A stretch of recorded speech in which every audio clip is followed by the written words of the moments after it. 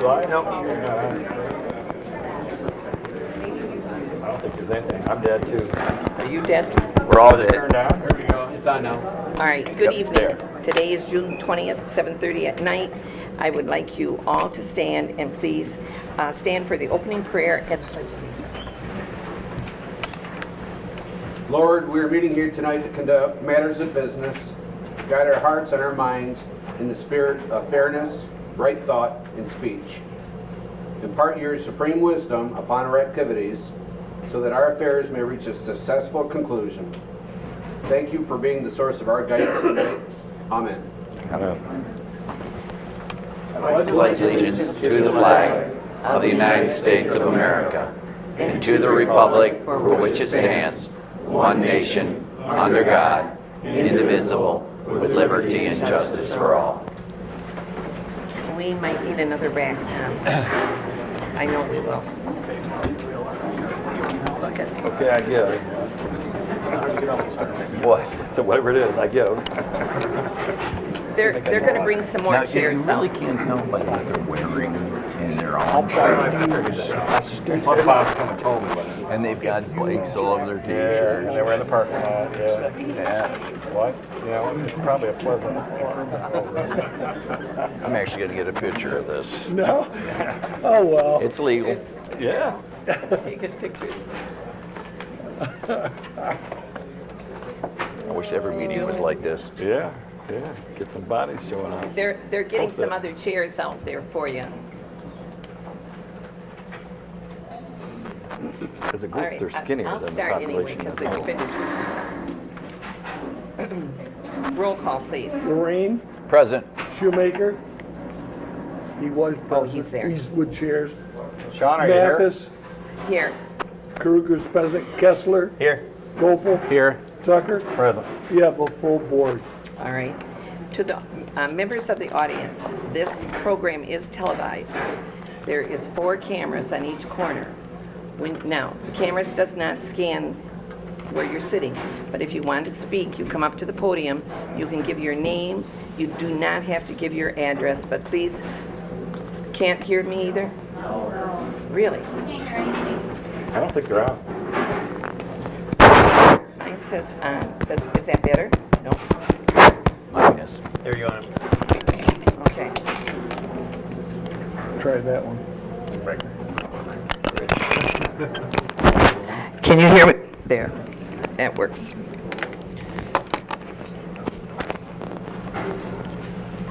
Hannah, you want to get a chair? Are you sure? It was on the, Unmute? Different Okay. zip code We're all set. back there. All right. This program is being televised. There's the 4 cameras on each corner. It'll start on Thursday, 8 in the morning, 12, 4, and it'll go on for 2 weeks on channel 191 if you have Charter Communication.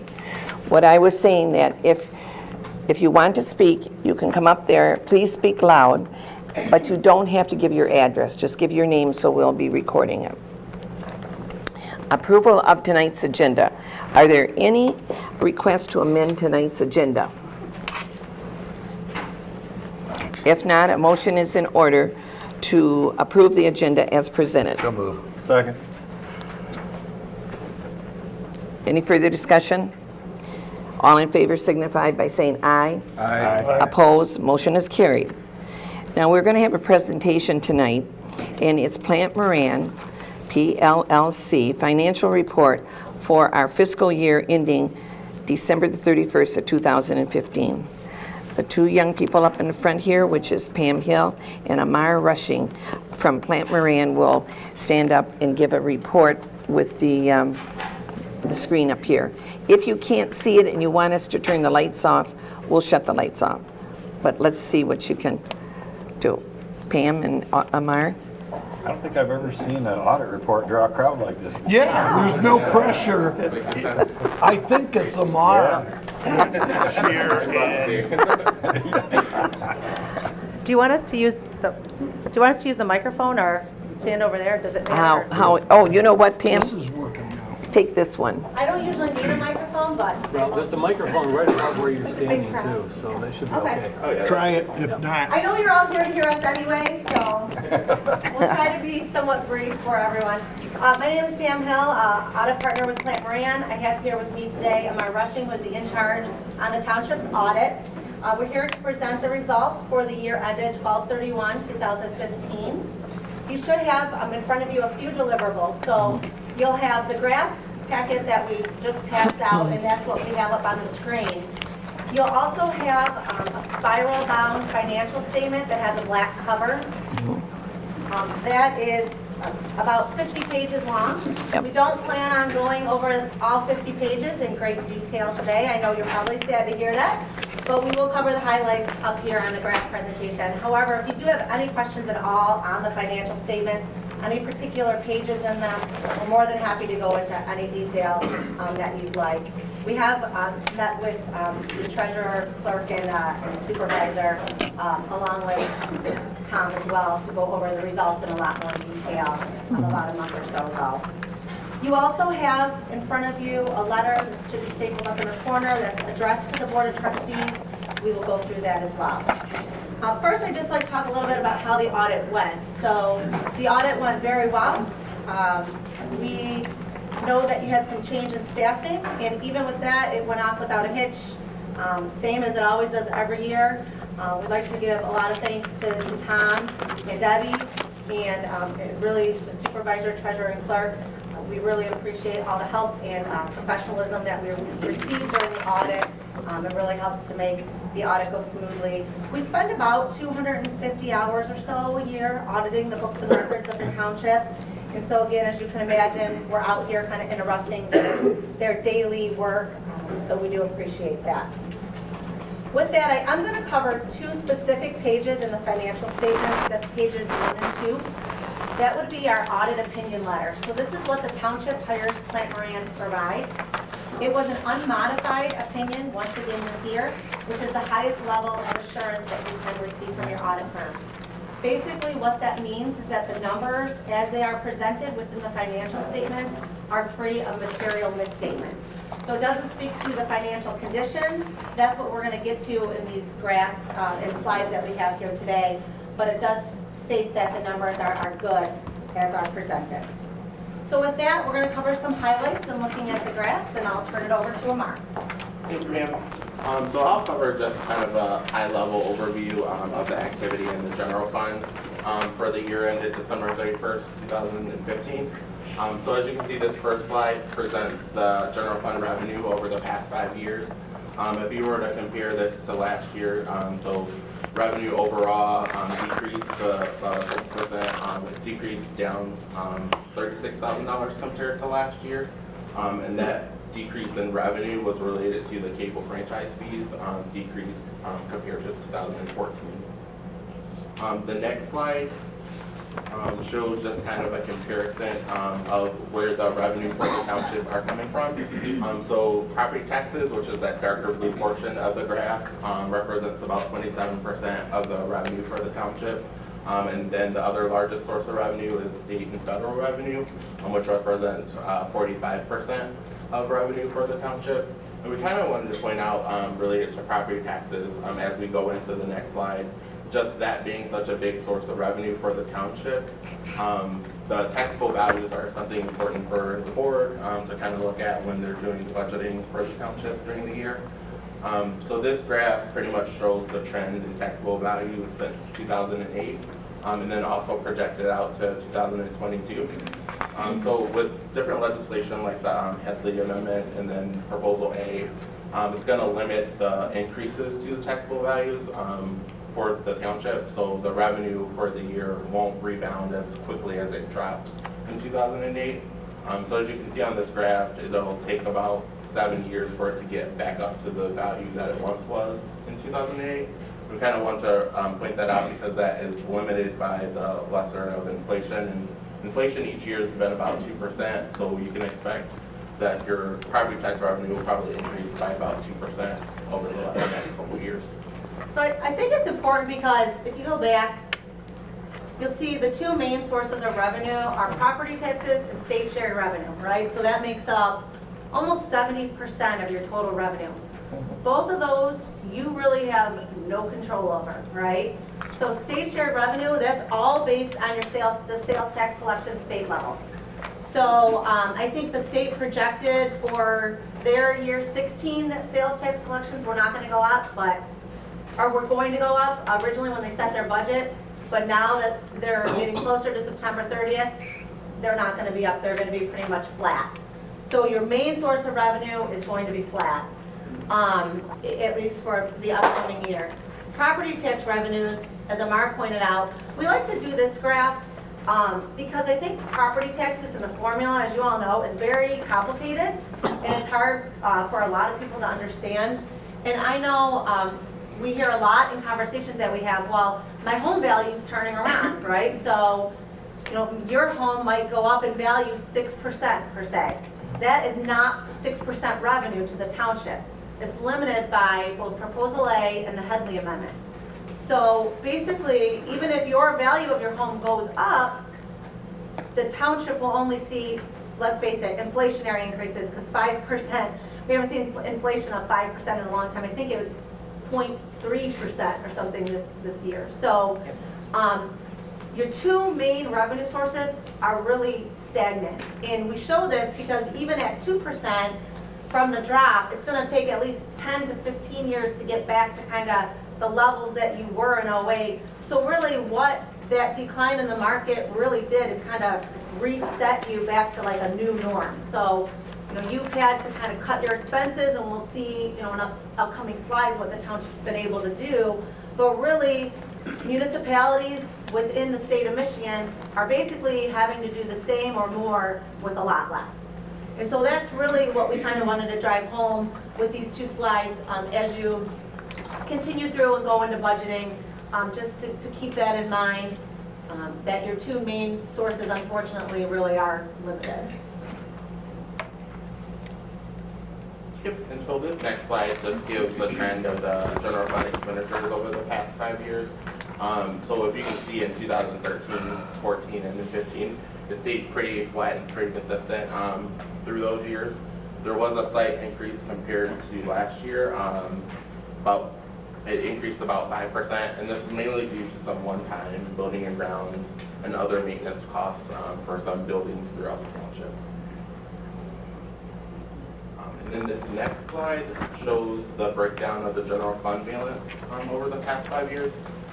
So this compares the unassigned fund balance, which is the lighter blue portion of the draft, and then the restricted fund balance to the overall revenue of the township. So the makeup of fund balance actually increased as a percent of total revenue. So it went from 32% in 2014 up to 36% in 2015. And the balance that the township has in its unassigned fund balance represents a healthy number that we would recommend that local units have. So the year actually ended pretty well, and you were able to add about $118,000 to fund balance compared to what it had been in the past. So all in all, your total revenue in the general fund was a little bit more than the total expenditures in the fund. So that was added to the fund balance here. And so if you look at the blue line, like Amar pointed out, that's that unassigned fund balance number. So that's kind of the amount that you have to pay your bills and, you know, capital and whatever else. That amount's remained really pretty consistent over the last 5 years. So given the stagnant revenue sources that we just talked about, and the fact that a lot of expenses, especially some of your largest ones like insurance and some other things, do not stay stagnant. Those continue to go up by more than inflation. The fact that you've been able to keep that unassigned fund balance relatively consistent, I think you should feel really good about that. That means that as a board, you're making the right decisions, you're doing the right things, and you're positioning yourself to remain fiscally sound, even given the challenges that you've had in revenue. So when I look at that and I see kind of the blue bar staying about the same, I think that means that you're doing all the right things from a decision-making, policy-making standpoint. And And then this next slide just breaks down a little bit of information for the township's OPEB plan. So this is their retiree health care plan. So during 2015, the annual required contribution for that plan was about $111,000. So there isn't a state law that the township needs to fund this.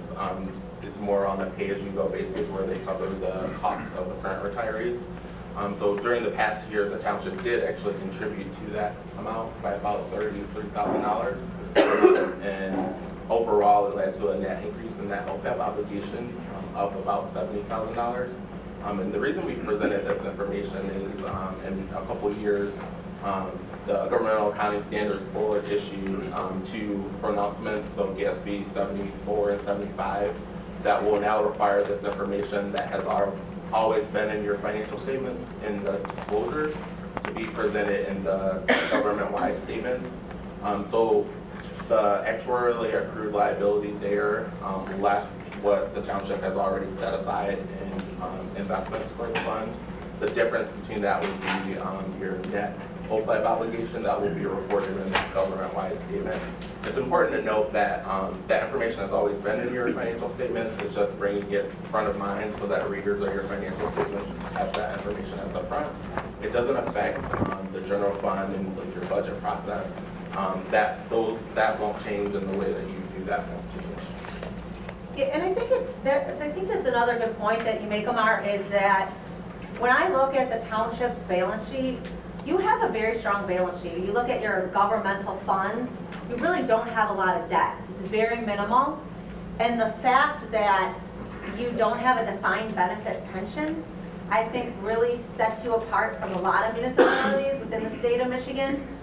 There was some new accounting standards that were issued this year for plans that were defined benefit nature that required to put this liability on the community's balance sheet, and those were some pretty large numbers at a lot of places. So the fact that you have this defined contribution pension plan, I think really sets you apart, and it allows you to budget easier as far as what that contribution is going to be every year. And you don't have any long-term unknown liability related to that pension amount sitting out there.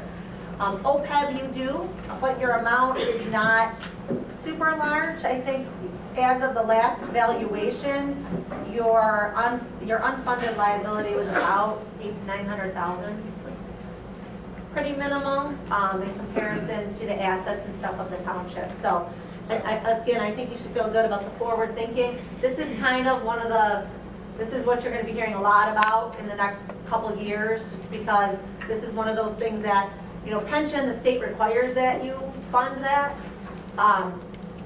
The retiree healthcare, you just pay those bills as you go. You don't have to set aside additional money, unlike you do for pension. So that's kind of going to be the next thing that you'll start hearing about if you haven't already started to hear about that. So we wanted to bring it up, and we'll be talking about that over the next couple of years with you as well. So if there's not any questions on the financial statements, we'll just cover the letter to the board briefly. So pages 2 and 3, if you recall at the beginning of the audit, we send out a letter to the board. We sit down with Bonnie, we talk through what our plan for the audit's going to be, and then we send the letter to the rest of the board stating what our plan is, giving you the opportunity to contact us if you have any concerns. Pages 1 and 2 is a follow-up to that letter, basically letting you know, did we follow our plan or not? If we had any deviations from the plan, we would note them here. And so basically what it says is we did not deviate from our plan at all. And then the next couple pages, just some updated legislation, some updates on some legislative items that are out there, some pending House and Senate bills, just to kind of make you aware, especially if there's anything that particularly might affect Fenton Township that you may want to ensure you talk to your legislators about, and then also some of the new accounting standards that Amar mentioned. So there for you to read through. I know you've had it. Don't plan on covering those in any detail, but more than happy to if you have any particular questions about those. And that was all we had planned to cover tonight. So again, more than happy to take any questions or come back at any other time if anyone does have any questions. Any board discussion in regards to it? You want them to read the 50-page report? We got some time. I see a couple people sleeping already, so I would say no. Is there anybody in the audience that would like to ask questions at all to Pam or Amar in regards to it? This is public record, so you could get this if you wanted to. And no other discussion? Well, thank you both. Thank We you. appreciate it. Thank you.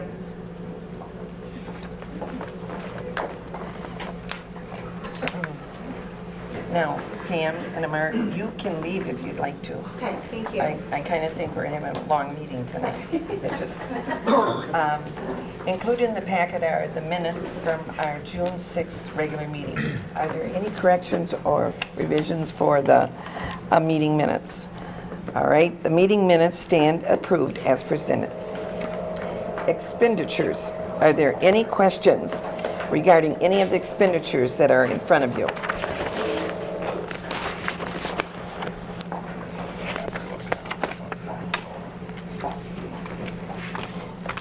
You're going to see one here about fire department uniforms. This is the first time we were able to give our firemen and women uniforms because of when you see different functions that happen with the fire department. There was one that I won't tell you which one it was, but our officers had no uniforms. And I'm just saying pants and a shirt. And it meant a lot. I mean, you saw all the other fire departments have them, and ours didn't. So they each got a set of pants and shirt. Is there any questions at all? If not, a motion is in order to approve the expenditures totaling $372,299.20. So moved. Do I have any further discussion? Roll call, please. Mathis, Yes. Kessler, Yes. Shoemaker. Yes. Gopel. Yes. I vote yes. Tucker, Yes. Lorraine, Yes. motion passes. Okay. Public hearings. This is the public input session, proposed amendment to Fenton Township Park and Recreation Plan. As you remember, Fenton Township received a $3,000 grant from the Community Foundation of Greater Flint to cover the cost of amending our existing park and recreation plan. The primary focus of the amendment is to incorporate a regional non-motorized pathway system into the plan. Although other dates such as the dog park and revised Fenton Township Park layout will also be included in the amendment. The amendment plan will put Fenton Township in a more favorable position when applying for a recreational grant. One required step in the plan amendment process is a public input session, which we're having right now, for citizens to provide input and comments regarding recreational needs. Do we have a handout, Tom, or not? I had some out, I'm sure they're all taken up. Okay, all right. We will now open the meeting for comments, suggestions, and other inputs that will may be used to help development of this plan. Victor? LAFF, Oh, you want to go up there so it picks it up on the tape, Victor? LAFF would like to have three brief presenters present some of the data, research, and information we have assembled from various citizens. Ron Stack would start, then I'll follow, and then Jesse, if we could do that first in case that covers some of the information that the other people wanted to say. It might reduce some repetitiveness. That's a good idea. Thank you. Thank you. Ron?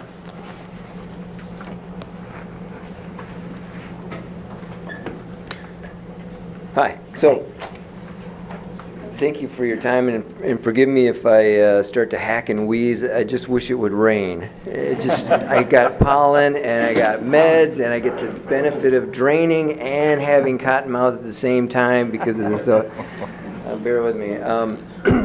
So my name is Ron Stack. I'm the current chairman of the LAF Pathway Group, and we are a Michigan nonprofit corporation, just for the sake of understanding what we are.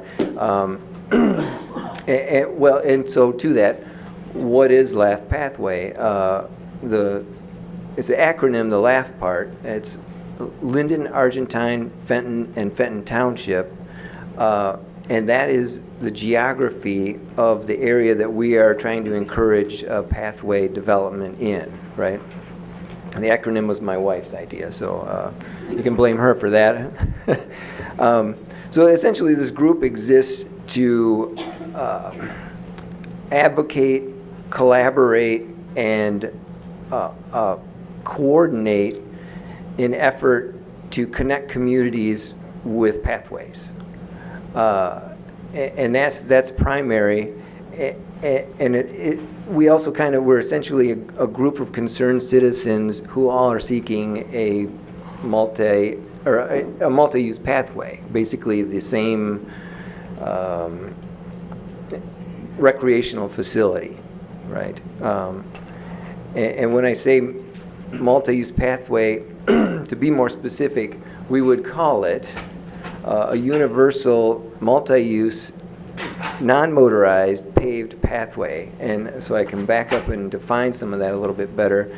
Universal covers us with ADA, American Disabilities Act, so all-encompassing for disabled and wheelchair accessible and the like. Makes the pathway compliant for that. Multi-use, some examples: cyclists, runners, rollerbladers, baby joggers, walkers, wheelchairs, etc. Non-motorized makes this reserves this facility as a safe place to do those previous activities that I mentioned. And then paved, everybody knows what asphalt is, but specifically 10 feet wide, wide enough that it can be multi-directional and get out and back kind of usage with it. And then pathways lead to places, so why not connect communities with it, right? Pathways also have a laundry list of economic benefits when they're in an area, but knowing that Vic's up next, I don't want to steal all of his thunder, right? We'll let him handle that one. So besides the advocating, coordinating, collaborating, the LAF group also fundraises. Now we fundraise specifically for two different funds of the Community Foundation of Greater Flint. And these are both pathway-related funds. The funds are, excuse me, one, the LAF Pathway Construction Fund, and this is a donor-advised fund. And then the second is the Verkler Trails Fund. The Verkler Fund is an endowed fund, or what I like to call forever money. You don't ever spend the principal, so you just spend the interest and it continues to grow forever.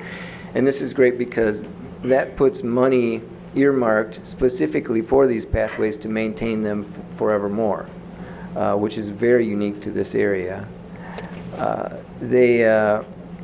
That particular fund is advised, it's a community foundation fund as well, and it's advised by the Fenton area, the Fenton Advisory Committee, which I'm also the chair on that. So how did we get to this point right here? Ironically, it started right here. It was started in this room in 2009 when the University of Michigan held a public hearing on pathways right here. And then in 2010, the Genesee County Planning Commission followed up with that on another public hearing here for the same purpose, pathways and the desire and connectivity of it. We didn't get funded from that. And just rain. And from that, Victor and myself got together and just started to explore, well, why didn't we get funded for that? Why did Flint get the money and the pathways? What was the different thing there? And one of them was a group. Well, we've got a group. And the other was that they were what they call shovel-ready. And in essence, what this meant was that it's in a plan, and it's in an approved parks plan, and everybody's on board, and we know it can just happen when the funding shows up. So from that point in 2013, Vic and I got together and we created this group. In 2014, when the County Planning Commission had their next public hearing to kind of reshuffle or restack the deck of who was going to receive top priority on the funding, we brought our group, and we got top priority funding for our pathway. So we're top of the list at this point to receive grant money when it comes available. Interestingly, from all three of those public hearings, the number one pathway corridor that everybody desired was the Silver Lake Road corridor to connect Fenton, Linden, and Argentine. So we've made that our top priority, following suit with what the results of were the public hearing. So essentially, why are we here tonight? And that is very simple. We're here tonight to get the pathway in the plan so we can get the pathway on the ground. And this group is here to support you in whatever way you need us to do it. You just let us know. That's what we're here for. Okay. Thank you for the time, and Thank you. And appreciate your commitment to community. Thank you.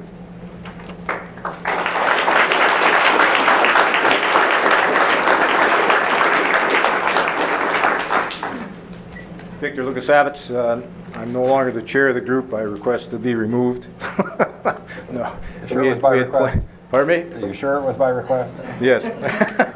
No, I'm chair of the Government Relations Committee at this point. We have cycled office changes as we have membership levels, so it was time. I brought some handouts I'd like to approach and give them to you. They're all labeled in your name, so you shouldn't have any trouble finding them. Okay.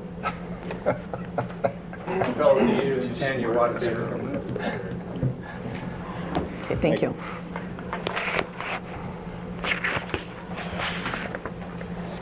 Oh, the engineer.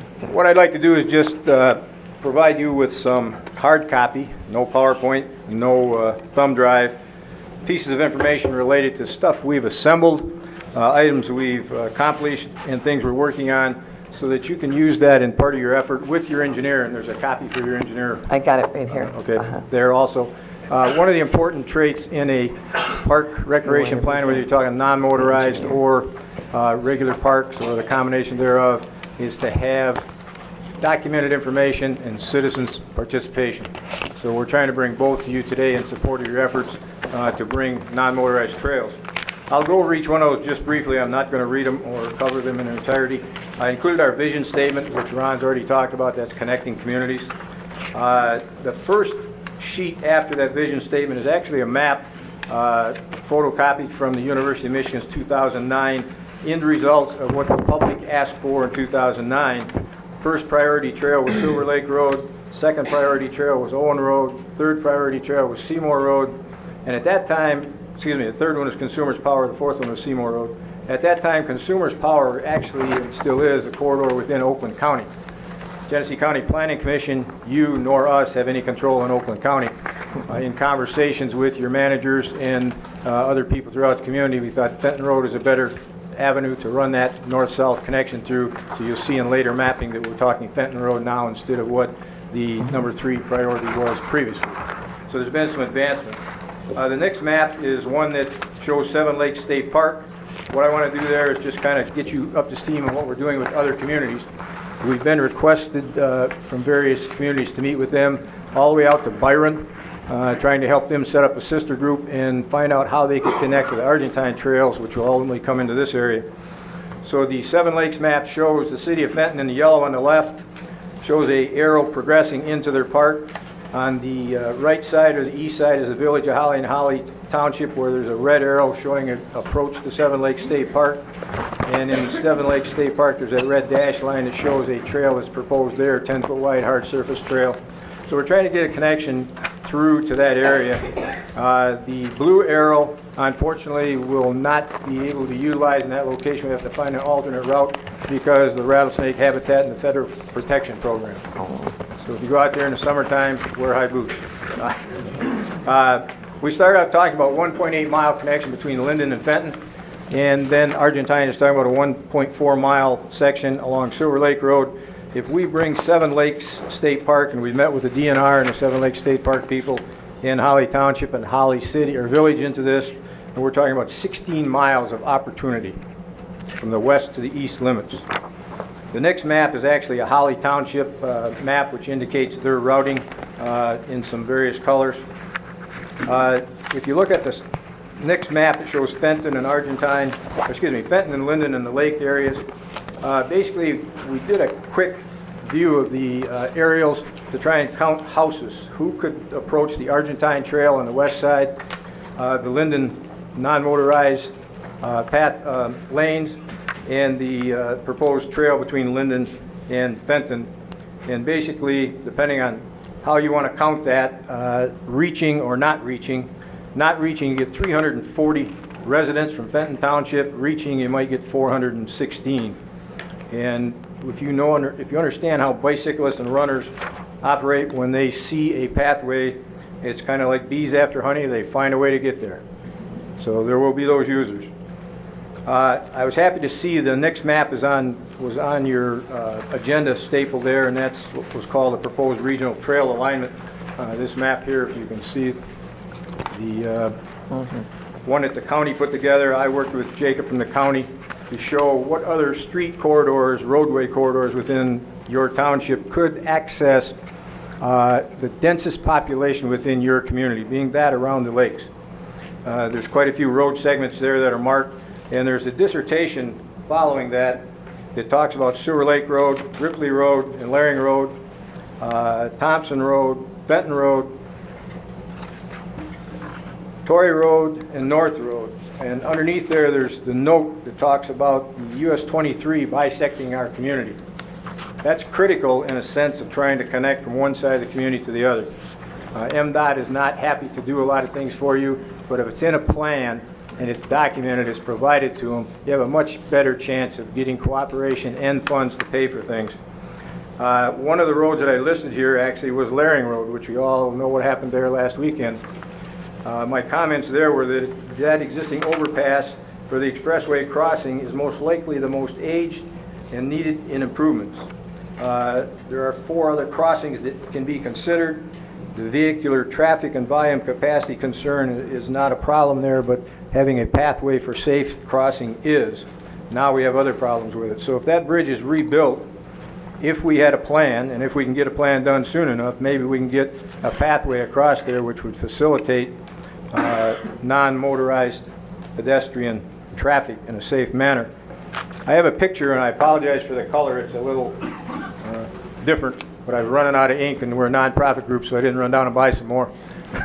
So I just let it run.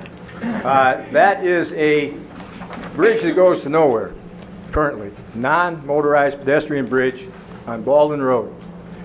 Your engineer, I think, who you hired for this project you're doing, had insight enough in Grand Blanc Township to work for their client to get approval for a crossing there that was paid for by the state, the County Road Commission, and other funds did not come from Grand Blanc Township. That happened because they had a proactive plan that addressed the need to cross the railroad tracks. If you don't have a plan, you didn't make the ask, you're not going to get it. It comes out of our pocket or your pocket, somebody else's pocket other than MDOT. So let's keep these things in the plan. There's 5 major crossings, if I remember the number right, from one side of the expressway to the other. Thompson Road is another critical one. That one is going to be done sooner or later. If you look at the turning radiuses and the guardrails, the truck traffic is killing it every day. They put a new rail up, the next day it's crinkled up again. The bridge is deficient for volume, it's deficient for space, it's deficient for turning radius, it's definitely deficient for pedestrians.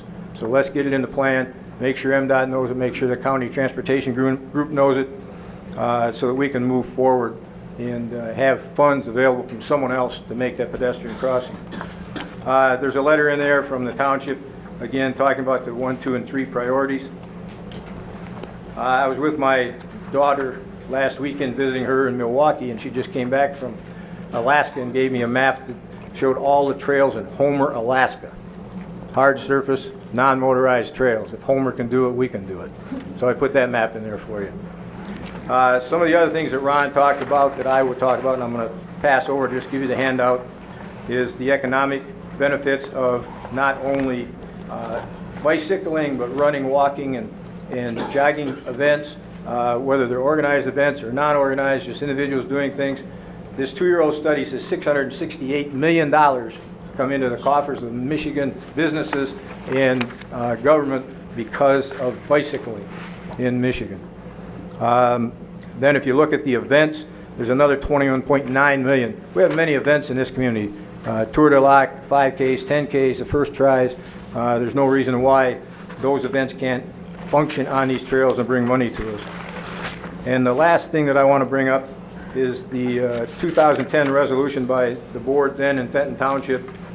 You supported the Argentine Silver Lake Road Trail at that point upon my request. I came to you and you were kind enough to do that. But there's some key language in there that's very important, and I hope you use this language in your final product for non-motorized to impress the DNR and the other people out there who are going to be looking to give you money, hopefully through grants. Please read that. Basically, you talk about creating a safe, pedestrian-friendly environment, encourage residents to walk, bicycle, interact, and work with other communities to do joint planning. So those are all the key points you really need in your plan in order to impress the Michigan DNR and the people who hand out money. So basically, I wanted to give that to you. It's a little bit about what we've been working on, a little bit of history. We're going to continue to work with the adjoining communities. In Holly, we helped them with some of their non-motorized plans, and we assisted them on Saginaw Street with testifying for the reduction of their driving lanes to get bike lanes on Saginaw Street from Grange Hall down into town. So we're not just concentrating on those communities that are represented by LAFF, but a larger collaborative effort with the state government and others, because that's the way you bring money to town to build trails, collaboration and cooperation, coordination, and a real good insight and a map to get where you want to be. So thank you for your time.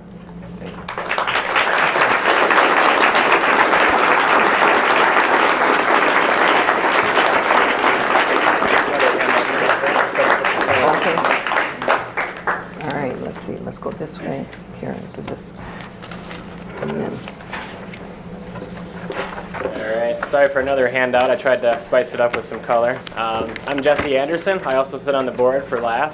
I am a co-owner of Red Fox Outfitters down in Fenton. Another business that could see a lot of benefits from a trail put in, and I think a lot of people that are on the board see those benefits too. So we're all very passionate about trails. That's why we're doing this in our free time. We have done a lot of research on our own accord into the process, as you can tell just from what Vic and Ron have been sharing. And one thing that we found over and over again as we talk to these area resources, whether they're from the county or from the state, is they really look at things positively if you have a plan for trails in your future efforts, which we can't say enough to congratulate and just really display our excitement about what's going on here today, and our excitement about what could happen down the road here in Fenton Township and the surrounding area.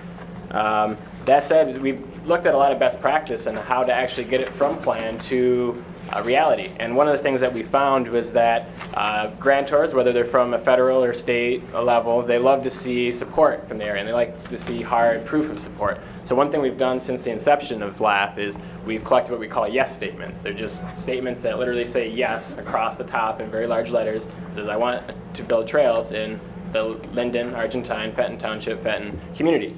We've collected quite a bit of those. At our last estimate, we're over 1,600. They are all in hard copies at the county planning office. We figured that a nice stack of hard copies is a little more impressive than a digital file or something. And our recent sample that we took, mostly from the Fenton Expo that we collected there, which is at the Fenton High School, we had 433 to sample from. And we have a box on there that has a check of your residency. And these are people that self-select themselves to come up to our booth, fill out a yes statement, and then put where their residency is from. And out of those 433 forms, over 225 of those were from Fenton Township, which is over 50% of the yes statements that we collected that day. The Linden, Argentine, Fenton Township, and Fenton area has, I think, 37,000 some residents in it as of the 2010 census data, and Fenton Township is about 41% of that. So we're seeing a response rate that was well above and beyond that. The problem with the yes statements is that it only portrays yes. Like, these are people that came up to the booth, they're excited about trails, and we're cognizant of that. We're trying to document that support. But recently we decided to do an online survey that tried to be a little bit more of a random sample of attitudes in the city.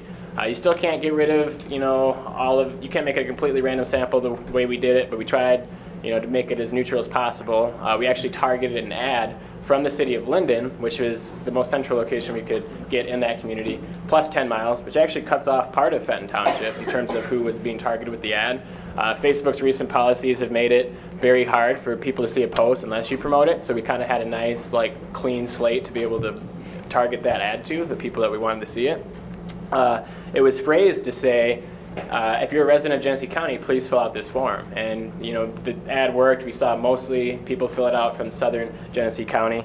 And what we saw there really kind of overwhelmed me in terms of the favorability of trails. We saw a pretty good response rate aligned with what we'd expect based on population. 38% of the people that responded from the LAFF community were from Fenton Township, so it was right in line with that 41% population. If you look at the sheet that we put in front of you, we had overwhelming numbers across the board. And I would say that the key question, people when they asked, was it more desirable to visit? Was it more desirable to live in an area with non-motorized trails? Across the board, overwhelming support for that notion. The big key that we wanted to hit on, and we'll probably cite for a grant boilerplate when that arises, when different grantors look for information, is that one question about would you support an initiative in the community? And again, overwhelming support, 98% across the LAFF community, 95% in Fenton Township, to the point where I couldn't even include a margin of error because we had so few no's that we weren't able to have a good proportion of no's, that there had been too much of a standard of error to come up with the margin of error. So that was super positive. We literally didn't have enough no's to make it statistically significant in margin of error. So just kind of overwhelming. But it really did raise some questions. I was like, man, was there something wrong in how we distributed this? So I looked at some national studies or some state studies that occurred. The one question that was very surprising to me was that 98% of respondents from Fenton Township said they have used trails in other areas of the state or country. I thought, man, that's very high, because I've been on trails myself, but I'm a runner, I get out there. When Oregon conducted a similar study for their state planning committee for non-motorized trails, they found that 98% of the respondents to their surveys, which they conducted via Facebook, cold calls, a bunch of different methods, 98% of those people within the last year had planned a day trip that had included use of a non-motorized trail in their state. When polled in the same study of residents of Oregon, 87% of respondents said that they were very satisfied with the non-motorized trails in their state. Arizona was a similar percentage, almost exactly the same, 87 to 88%. Now, when they delved into that 12% that said they weren't satisfied, a majority of that 12%, they weren't satisfied because there wasn't enough trails in their mind. So they wanted more trails to be built. So just across the board, no matter where you look, there's overwhelming support for trails, and we're having a lot of fun just getting into the beginnings of delving and digging that out from this area. And going forward, we just really appreciate everything you're doing in terms of the planning side of it, and just look at us as an organization to lean on if you ever need supporting figures, if you need that, those boots on the ground to kind of draw some of these opinions out. Look no further. We're trying to get everything in line, provide all the information that communities, municipalities, planning, engineers might need.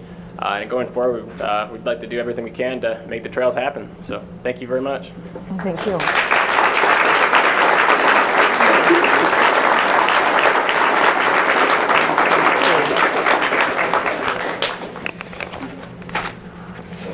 Hold on just till I get some of my paperwork right here.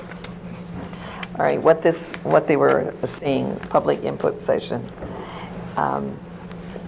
This is a period of a 5-year recreational plan, and it will remain from 2014 to 2018.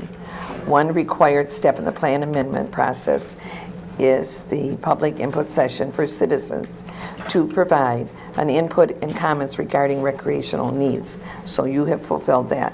The public input session will be an agenda item on June 20th, which is today. Information obtained from the public input session will be provided from Rowe Engineering, who will draft the park and recreational plan for us. Once drafted, the amendment will be posted for the public to review and comment for a minimum of 2 weeks, followed by a public hearing and potential adoption, tentatively scheduled for July 25th, 2016 meeting board. That would be our next board meeting. The first board meeting in July is what time? 11. Be our second board meeting in July. This timeline meets the deadline for the Community Foundation grant, which is coming up on August the 1st, 2016. Is there any questions from the board members or any comments to the speakers? Now, I know I just let 3 of them speak, but if you would like to if we can keep it short, if you have an input that you would like. Yes, ma'am? Okay. Would you like me to go here? Yes, please. Okay. Maggie Yearman, and I'm with Keepers of the Shiawassee. So I support LAF, but I also am supporting the water trail, the Shiawassee River. And it's really interesting when you take a look at your map over here to see that the Shiawassee does go and creates Lake Panema, Tupper Lake, Squaw, all the culverts underneath it going into Marl, Silver, and everything else like that. Keepers of the Shiawassee, in cooperation with Friends of the Shiawassee in Owasso, and also Headwaters Trails in Holly, are working to make the Shiawassee River a National Heritage Water Trail. The Shiawassee River joins up with quite a few other rivers in the National Wildlife Refuge, which we commonly call Shiawassee Flats, and then forms into, including the Tittabawassee, the Flint River, goes into the Saginaw River and then goes out to Saginaw Bay. And we are also working on grants. We are also working on support from other organizations. And it is important that the Shiawassee River and the water trail also be included in your 5-year plan.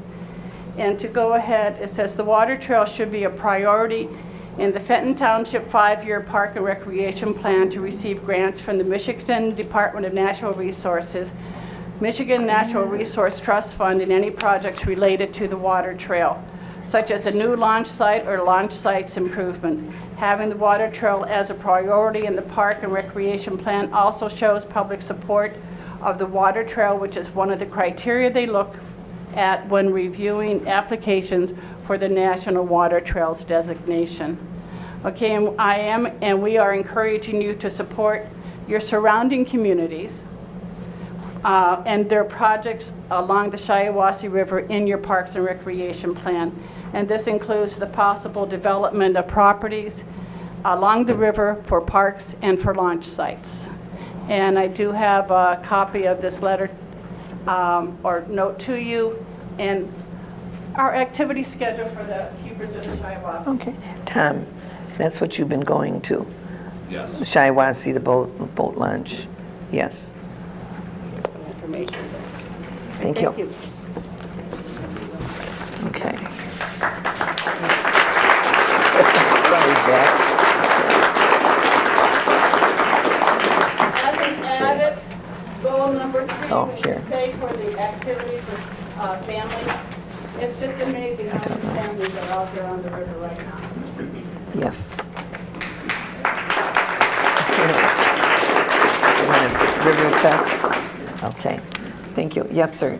Hello, my name is Cole Merchant.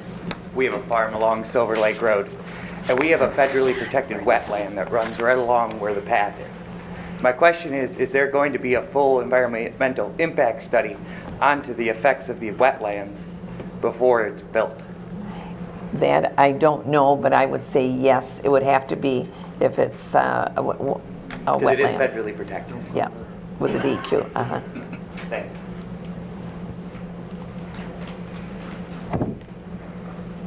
Hi, I'm Ginger Verkler, and I'm a resident of Fenton Township. I've been a resident here for 22 years, and I'm going to share with you, actually, from a personal standpoint, why pathways are so important to me. During the time that I've lived in the township, I have visited Flushing Township and Flushing area, Davison Township, Grand Blanc Township, and Flint Township, and I've watched their pathways evolve and develop over the last 22 years. I've also used all those pathways, and I get so many questions from friends in this area and around Genesee County asking me, when are you going to put pathways, non-motorized pathways in Fenton Township, Linden, Argentine, and the city of Fenton? And I said, well, we're working on that. So I'm here tonight to actually show my support to the LAF board. 5 years ago, my husband and I put in a fund with the community foundation because we are passionate. We want to see this grow and evolve long past when we're long gone.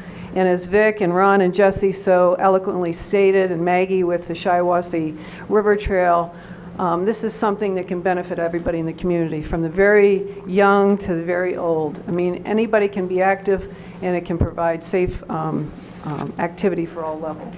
So tonight, as a resident of the Fenton Township, I'm just asking all of you to consider amending your 5-year Parks and Rec plan to include non-motorized pathways, because I think it'll benefit everybody in the community. Thank you. Thank you.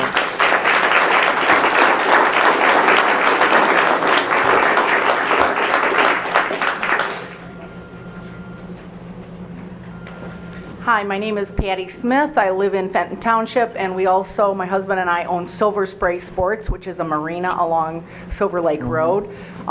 We have lived in Fenton Township since 1979, and in that time we've seen Silver Lake Road in front of our marina go basically from a kind of a pathway to what we consider the Audubon, because in front of our shop there, people don't tend to have any speed limits that they want to go, and we've seen multiple rear-end accidents along there, things like that, and it's very cringeworthy when I see a bicycle or a walker or someone trying to go basically from Linden to Fenton in front of our marina, because there's literally no space on either side that people can go to. So we are totally 100% in favor of this, having pathways along there so that people can get off the roadway and they can walk or they can ride their bikes or whatever along that area between the Fenton and the Linden area there. We ourselves love to bike. We put our bikes in the back of my husband's truck, and we will take it over to Silver Parkway and park over there and get our bikes out and ride around that area, because it is so dangerous. But I think thousands of riders will come out and they will go between that area if they have a place to go. Right now, no one wants to take the chance because they're taking their life in their own hands if they're going to go along there. So I think safety is huge.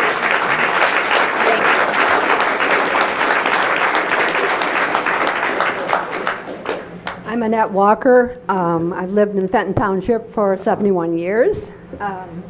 And I lead a biking group out of the Losi Senior Center. Some of them are here tonight. Yes. So I would like to say that the goal 3, to provide opportunities for recreational activities that can be shared by all family members. And then the objective 3A, provide facilities for all age ranges. All of us are in their 60s and 70s, and we go out for a bike ride every Wednesday, and we struggle to find places that we can go safely. We would love to see a non-motorized pathway that would allow us to enjoy our recreational sport that keeps us in shape and gives us a sense of community. So thank you.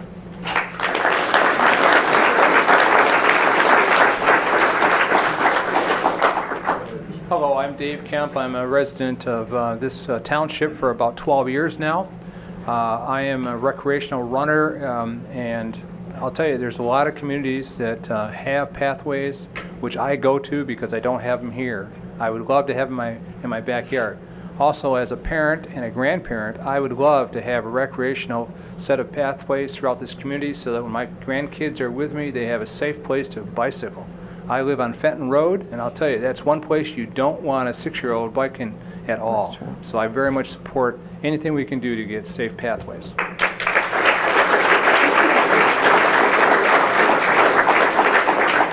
Hello, my name is Martha Kemp. I go with that guy. And I'm a huge fan of, I'm a very social person, social runner, biker, walker. And last year I had a job which allowed me the opportunity to travel a lot. And so many places I went to, most, had the non-motorized paths. And it was amazing how many people I met. And being a social person, I can't even imagine the opportunities, social opportunities for me personally, having a path like this, because I would get to meet some of my neighbors, people in my community, and I just picture it as being a lot of regulars out there, you know, that you would see all the time. So I'm a huge fan of that. And also, some of my neighbors were not able to be here tonight because they're on vacation, and they asked me to read this letter for them in their place. So it says, "We have lived in Fenton Township for nearly 30 years and love living here, but have always commented on the lack of hiking and bike trails. In our visits to other cities and towns, we have found so many of them have this wonderful asset. The addition of these trails will add so much value to the quality of our quality of living. They will contribute to the health of the residents in our township and should increase property values as well. We are highly in favor of the trails and excited about the improvement of Fenton Township. Sincerely, Margot and William McDaniel." So thank you.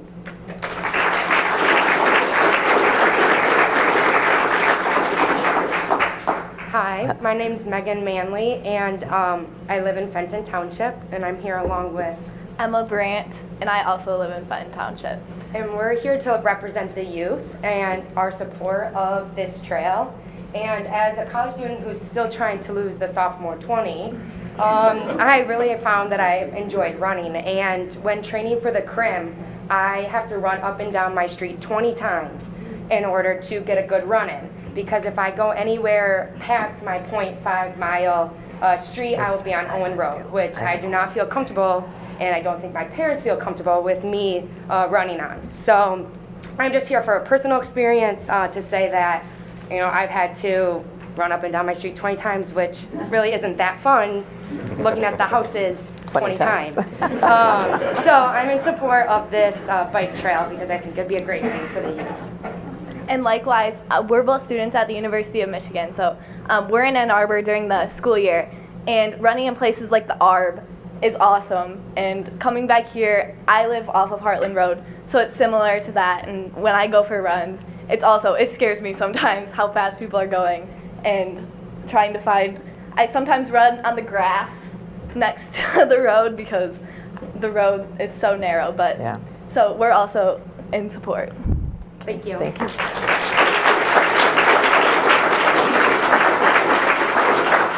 Good evening. My name's Jennifer Blackwood. I'm a physical therapist and I'm also a mother. So one of the roles that I have as a physical therapist is advocating on behalf of my patients and clients. And so I stand before you today in support of this pathway, specifically because we have an issue in the United States with addressing chronic diseases and specifically obesity.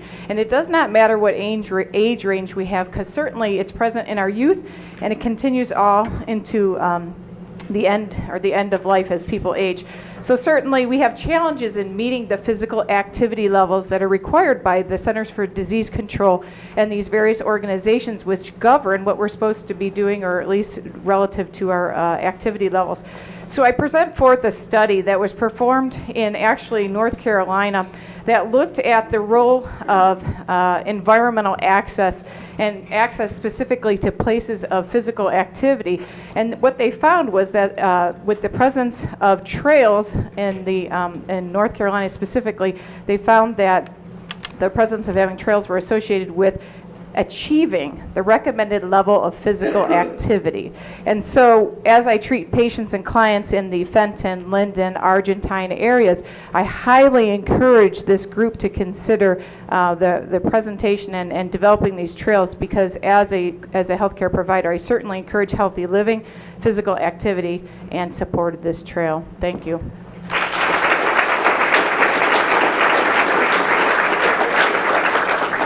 I'll keep this brief. My name's Monica Rainierson. I'm in Fenton. You've heard about the economics, you've heard about the safety, you've heard about the tourism. piggybacking off the physical therapist, I manage our wellness and healthcare benefits for a major corporation, and all the studies say healthcare costs are skyrocketing, and the way to curb that cost is to get activity, more movement. Sitting is the latest smoking, so we should be moving more.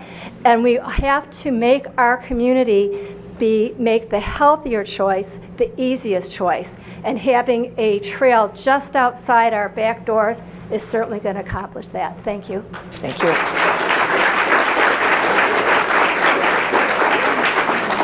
Hi, my name is Kim Weber. I live in Fenton. I am a walker. I started one day, I asked my husband to get me a Fitbit for Christmas, and he said it's going to go with everything else that you've gotten for exercise in a closet. I said, watch me. So I started walking, no diets. I started walking. I walk between 5 and 10 miles a day. I've lost 76 pounds. I don't believe in the word diet, but I have almost been hit by cars numerous times. And there's sidewalks, and then there's roads, and I'm right in the middle of the city of Fenton. So I need a pathway. I had a DPW worker had somebody turn in front of me, and a DPW worker said to me, thought I was going to have to call 911, and I said, I thought you were going to have to call a hearse. And then another lady just a couple days ago said, because I have my earbuds on, but I can hear. And she said, do you know that car almost hit you? And they were on the wrong side of the road. I was on the right side of the road, going against the traffic, how you're supposed to walk. So a non-motorized pathway would be perfect for all of us. Thank you. Thank you.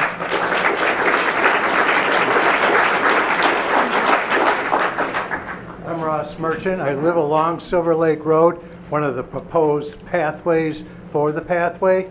And I would like to have people think what it would be like to have a 10-foot wide asphalt road put through their front yard for this purpose. It doesn't seem like it's reasonable. Silver Lake Road is a very dangerous road. I personally have to wait 10 minutes to pull out of my own driveway during peak times to get out onto the street. There should be a safer route for people who want to ride their bicycles. And putting them right up against houses, through the wetlands, and all of that needs to be considered. That's all I have to say. Thank you.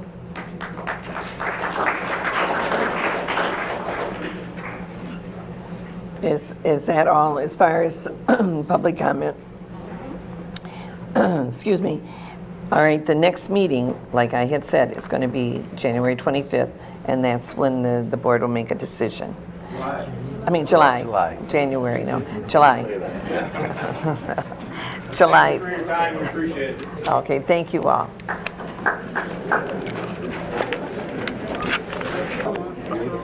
All right, we're going to go on with our meeting.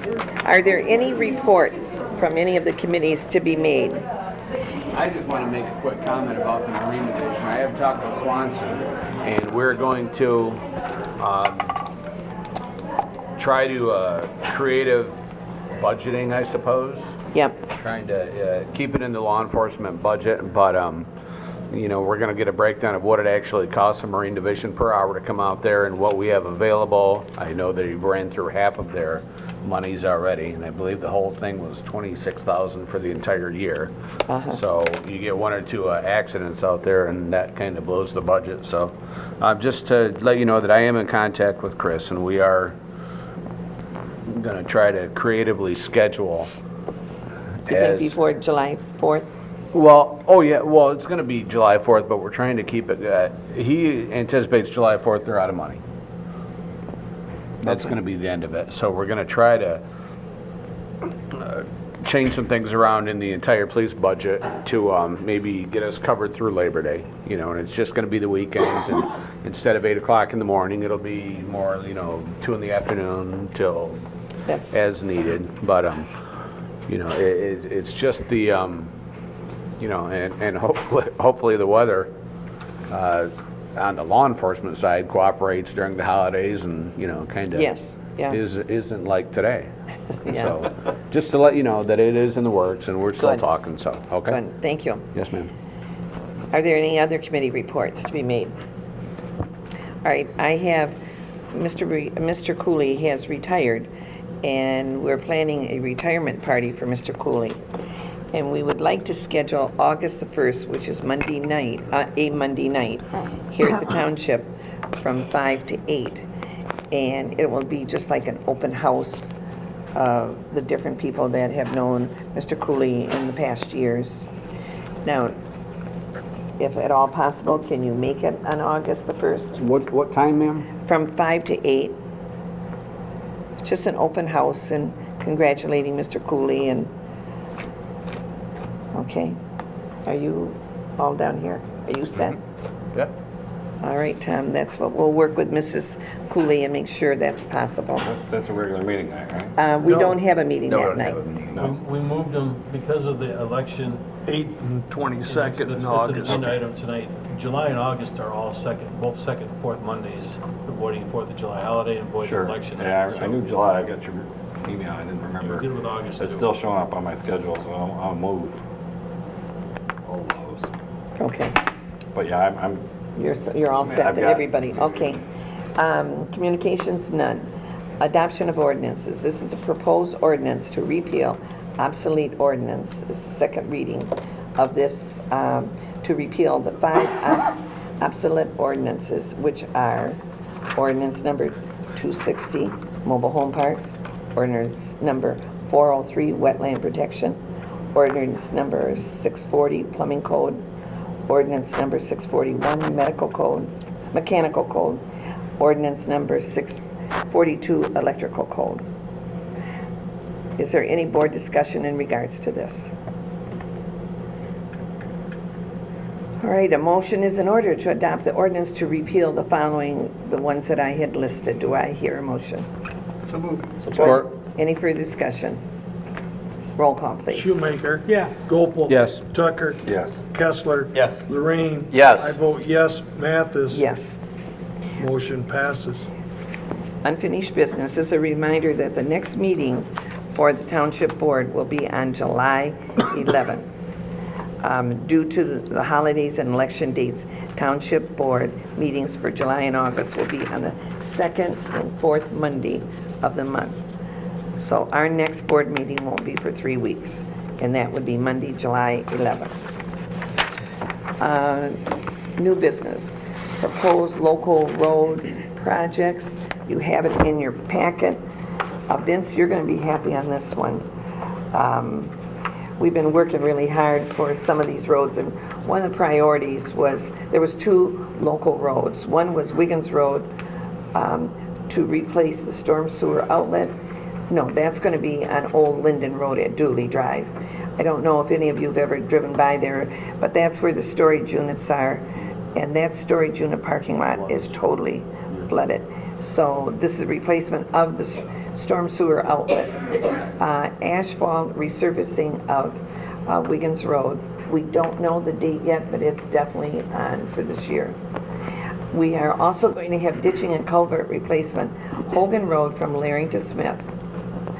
And because they have experienced drainage problems.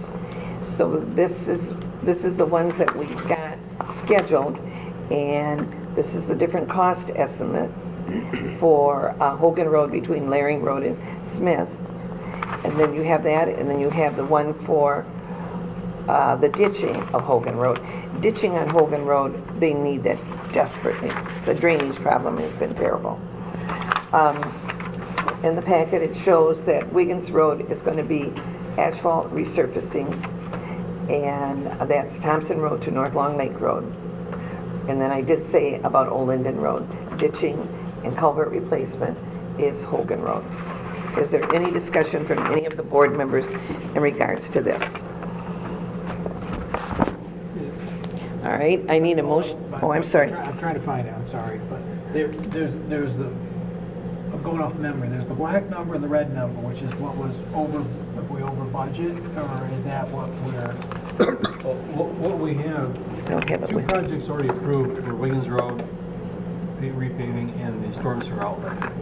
What we found is the road commission, if we wanted to use our 50/50 money on Wiggins, then they add in the labor. So it's actually cheaper to do that one without the 50/50. So then we have 50/50 money left to spend, and the engineer and the road commission both agree we really need ditching and some culvert replacement on Hogan Road. So the bottom line is, in order to make it fit our budget to add this project, we would have to increase the budget by about $85,000. One thing I pointed out in the memo, the last 2 years, mainly because Wiggins has been budgeted and not done, we're combined $184,000 under budget the last 2 years on road projects. So we're a little behind in some of the money we plan to spend on roads. So we are in a position to absorb such a budget increase if the board wants to approve the project. And by not using 50/50, we are actually saving $16,000. Exactly what I was, thank you, okay. Yep. We have those figures that we sat down and figured it out, Sean. I can get them to you. Oh, took care of my question. Took care of it, good, thank you. Is there any other board discussion? A motion to approve the local road projects for ditching and culvert replacement on Hogan Road between Laring Road and Smith Road as presented. So moved. Support. Any further discussion? Roll call, please. Mathis. Yes. Kessler. Yes. I vote yes. Gopel. Yes. Tucker. Yes. Lorraine. Yes. Shoemaker. Yes. Motion passes. Proposed sale of the 2003 Chevrolet Tahoe. This is the Chevrolet Tahoe that the fire chief had. We put it up for auction on a program called Municipal Bid. Is that what it was, Sean? Municipal. Municipal. An online auction. We had put minimum of $5,000. The highest bid we got was $3,700, which was $1,300 less than what we asked for. We have a buyer for that now. The Tahoe was parked outside the fire hall, and Tony Brown has called us and will pay cash for that Tahoe for $5,000. The Tony Brown? Yep. I have a question for Sean. Is that a good number? Well, my follow Bob's told me in life, bite my tongue sometimes. But I'm going to say this, it's a fair number. Okay. It's better than what we got from camp or wherever we were going to trade it in by $800. Okay. Yes. That was my next question. So that's a plus. Yeah. That being said, do I think if it would have been marketed and advertised the way I suggested, do I think we would have got more? Yes. You don't find many 03s with under 100,000 miles on them that are 4x4s. What was the suggestion for marketing? Yeah. I suggested we should have went on Craigslist and got more exposure for the vehicle. The problem is under any website, you're limited to the people who go to it. Right. And don't get me wrong, the truck, the mirrors on it, if you look at it, should be replaced because they have the place where the old flashers were and everything else like that. So there's a lot more to that truck, or a lot more wrong with that truck than we probably realize at this point. But I would say if he wants it, it's been sitting, it's going to rot. I was going to talk to these guys about it. As it sits there, it's going to rot and rot away. So it needs to get sold. We're $800 ahead of where we were, so Move the inventory. go from there. Yeah, I agree. Okay.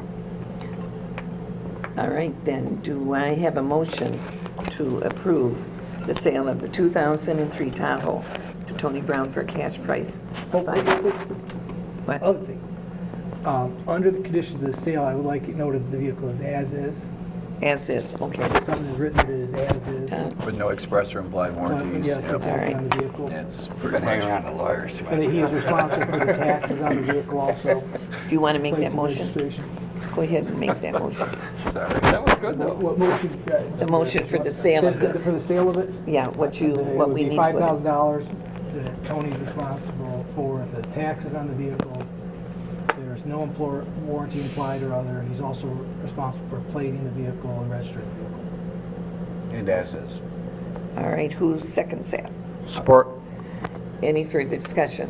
Well, if it's Tony Brown, it's cash. I'm Okay. Oh, no. It's a check, no. All right, any further discussion? Roll call, please. Gopel. Yes. Tucker. Yes. Lorraine. Yes. Mathis. Yes. Kessler. Yes. Shoemaker. Yes. I also vote yes. All right, board comments. Are there any comments to be made from the board members? I have one. Oh, okay, go ahead. Kind of on the road project. I know it isn't Fenton Township's issue, but if we could at least pass a message on to the appropriate authorities. Everybody knows northbound 23 from Torrey. It's you know, we're just north of North Road in Torrey, where you're getting on the entrance ramp to northbound 23. It's deteriorated. It's a hazard, and again, I know it's MDOT or whoever it is, but could we just so northbound 23 entrance ramp from Torrey Road. Oh, I know what you're talking about. Yeah. It's kind of a okay. chattering all the way to accelerate there. Back to that entrance. Going back to the bike trails, do we have a connection with MDOT when they're analyzing this bridge? Because that is an opportunity. We can. If in fact this bridge is going down, you know, we need to be there suggesting this, because I think that'd be a great, I mean, I was going to accuse Vic of doing something to the bridge, but there were too many of his no better time friends here. But They might the fire chief said that underneath the bridge, he's got pictures of it, 3 large beams were all bent. But they might do the same thing as what they did on the highway down there when going south, when the truck hit it. They only took half of the bridge out, replaced it. And so I don't know. But even if you could get, even if it was Oh, that we half, would request it. We you could. know, but Yeah. my question is, do we have contacts that we can use for that? We can I mean, do it. I wouldn't know who to call or how to watch it, but We can do it. that's something I think we need to be vigilant about looking for, because it is a good opportunity. However, let me throw this out there. I'm guessing, I don't know who pays for that. that'd be state money.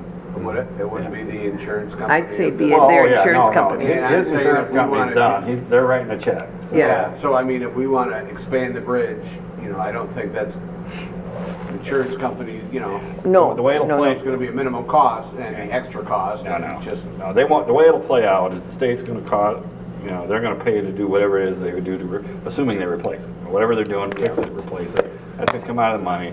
They're going to go chase the insurance company for the truck driver. He's got limits. His limits aren't going to come anywhere near the cost of the damage. Okay, they're gonna write the check. I mean, that's one of the scenarios. No reason to argue, no reason to discuss. Yeah, my guy took your bridge out. Didn't have enough coverage. So I don't think you need to worry about them saying, okay, well, the driver only had this. No, I'm not saying that. I'm just saying if the cost is $1 million to replace it, and it's 1.2 million with the extra bike path. Yeah. The insurance company probably isn't going to want to pick up. They're maxed out long before they get to that point. Okay, Yeah. all right. That's my opinion. I mean, I haven't seen the damage. I'm not but saying you're wrong. Yeah. I'm just throwing my thought out there too. And that's a real pain in my side. that Oh, bridge I right thought now. Ralston Road, Yeah. I mean, Laring Well, Road. we go was- from Ralston out, Road. now Laring's out. And that was nothing compared to how long this one, although on the television it said 1 week.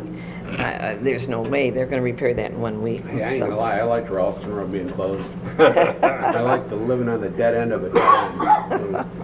Until you need an ambulance. Yeah, you're right, you're right. Well, you would have got it. They would have got to you, right?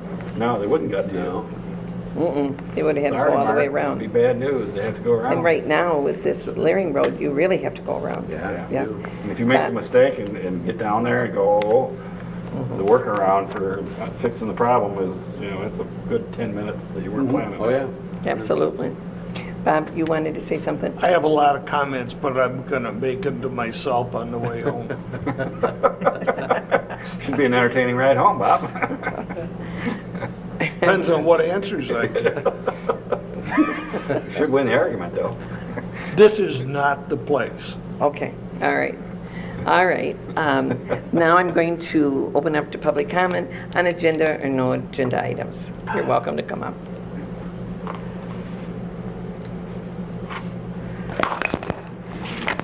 Good evening. Who? Terry Garfield, little short fat guy with gray hair. Oh, I know him. Hey, are we still on for, to get a representative to meet with you folks as far as moving forward with the... The list that John was talking about? That's Mr. Krug. Yep, I'm still battling. I had to FOIA the names of the Mobile Home Commission. Oh, Seriously? okay.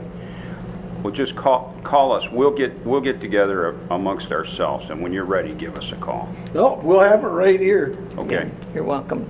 All right. You had to FOIA the names of the Mobile Home Commission? Yep. You're kidding me. Nope. Google doesn't tell you that. Google tells me if I want it, you got gotta FOIA.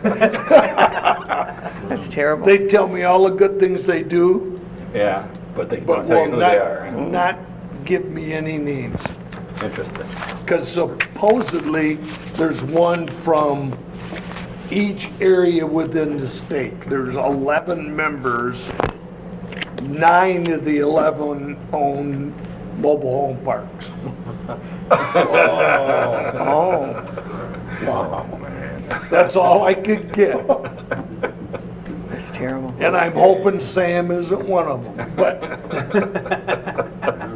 I'm still trying. If I have to, I'll have Joe Graves. I'm pretty sure the way that played out, he didn't get one at the end of that. I think that. What's that? Sam didn't come up with the mobile home park at the end of that story, I don't think. I think it had a different ending. Yeah. We'll see. That is amazing. Yeah, but nobody else would want to be on that type of board. So only I ones think for Terry profits. would. No. Can we that's- appoint him our rep Well, that's the thing. on the mobile home commission? They're stacking the commission with industry people. is what they're Yes, doing, exactly so. what they're doing. It's kind of like. All right, is there anyone else that would like to speak? Did I see Mr. Hallcroft come in? He left as soon as he saw the crowd. The crowd drove him out. Bikers scared him off. All right, then Mr. Krug will get with you, Terry. Let's take a clip and add it to the end of the meeting, just so he'll be in it. Yes, yeah, we should. We got some I did material. see his face when he came in. He was shocked, just shocked, wondering what the meeting was. All right, then I will say. Should you call him tomorrow and say they were discussing Panema Oh, Drive? Panema though, Panema is being taken care of. And I told him that. All right, I will say good evening, the meeting is adjourned.